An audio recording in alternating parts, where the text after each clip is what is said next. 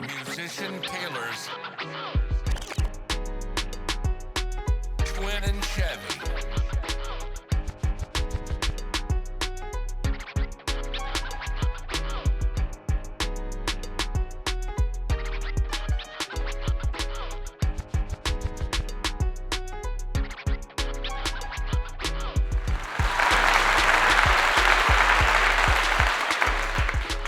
Greetings, everyone, and welcome back to the Tailor Talk Podcast. Live here at Grinding Entertainment Studio, home of Musician Tailor LLC. I'm your co-host, Chevy Revis, along with my co-host and co-founder, Darrell Twin Smith. All right, today's special episode is about Juneteenth.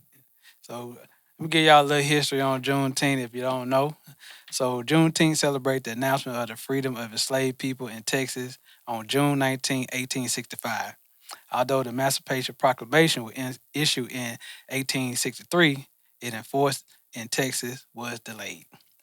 With the Union Army's General Gordon Granger finally announcing the end of slavery on that date. So technically, the origin of Juneteenth was June 19, 1865. And so, cuz, what was your earliest memory of the Juneteenth celebration? Well, hey, Juneteenth. So, coming from Mississippi, I didn't know nothing about Juneteenth. It was 1993 when I learned about Juneteenth, and I was stationed at Fort Hood, Texas. I was like, I said, what they out there celebrating? And they said, oh man, it's Juneteenth. So they had a parade, a big old, it was a big celebration. So it was 1993 when I first heard about Juneteenth celebration. And ever since that day, I've been going to the Juneteenth festivals from Texas. When we was in Kentucky. I don't recall nobody doing no Juneteenth festival. Definitely. Um, but from Texas, here in Georgia, I definitely partaked in that the celebration. Um, the first one I went to here in Georgia was down in Centennial Park. It was lovely. Yeah. I mean, it was lovely. They had a lot of there's a lot of good food out there. Yes. It was hot, but I was out there and I was Right. prepared for the heat and the walk. But the food was good. They had stages where artists was performing. They also had artists that sold their art. I bought a couple of pieces when I was out there at that Juneteenth festival. Then I went to it when I went to since I've been going to that Juneteenth festival. Right. I had it went Centennial Park, then they moved it over to Piedmont Park. Then the surrounding cities had their own Stockbridge. Definitely had one. I went to that one. So when Juneteenth, I'm hitting all the Juneteenth festivals in the Atlanta area. Well, in Texas, I was always in Killeen, so I definitely went to the Juneteenth festivals in Killeen. Mhm. Austin, I was like, I ain't finna drive to Austin. I might as well enjoy it right here in Killeen.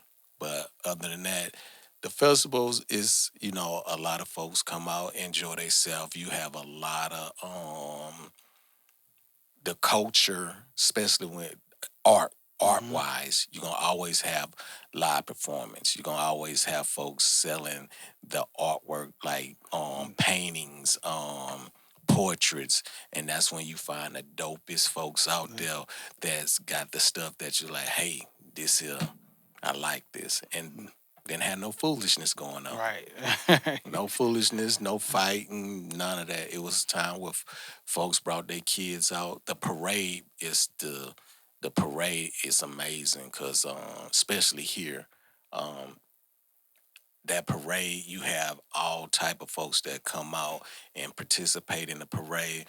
I know last year they still do it. They gonna start over there in the Martin Luther King district. Um, and they gon' that parade took off from there and came to Centennial Park that one year. Then that the last year went from Martin Luther King all the way to Piedmont Park. Man. Yes, and they walking. We're walking, right. They walking. Right. I know the folks that had them trucks and them trailers. I know they was Do enjoying it. right. But the little girls the little dance squads. Then you had some of the folks that got the drum line. The little kids playing the drums. Hey, they was getting it, but I know they was tired. yeah, I it was a remember long looking. walk. I said, Right. where they cooler water? These kids need a little to get Right, some to drink now. right. But I'm standing on one of them corners just watching For them sure. come through. It was super dope. How about Yeah. yourself? Man, listen, we grew up in Hattiesburg, Mississippi. I've been knowing about Juneteenth since I was little, probably about 10, 11. And they celebrate it every year in Pineview Park. You know what Okay. I'm saying? Hattiesburg, Mississippi, off of Country Club Road. We used to get outfits and everything. It was just like the 4th of July. And I always thought it was June 10th, like June 10th, but they were saying Juneteenth. Yeah. You know what I'm saying, with June 19th. And man, I just remember growing up, the parade. I remember we had this football player named Marcus Dupree. He was like, played for Oklahoma, played for LA Rams, played for New Orleans. You know, that was the first time I seen a black Lamborghini. And I was like, I'm gonna get one of them one day. I still got to work on that, but just seeing that and then going to the park, had food, you could swim. They had softball tournaments, basketball tournaments, flag football tournaments, like just food and fun and kids and everywhere. And like I say, in Mississippi, we got 2 sons, so it was always hot. You know what I'm saying? But it was always a good time, and they celebrate it every year now. They done made it a national holiday. President Joe Biden put it in the law 2021. So he signed it over like it's a federal holiday now. So, and even shout out to my people in Alaska. Shout out to Jasmine. She's starting Juneteenth celebration up there because Okay. a lot of places we done been, they don't celebrate it. Yeah. They'll talk about it, but you didn't see like celebrations. You didn't see get-togethers.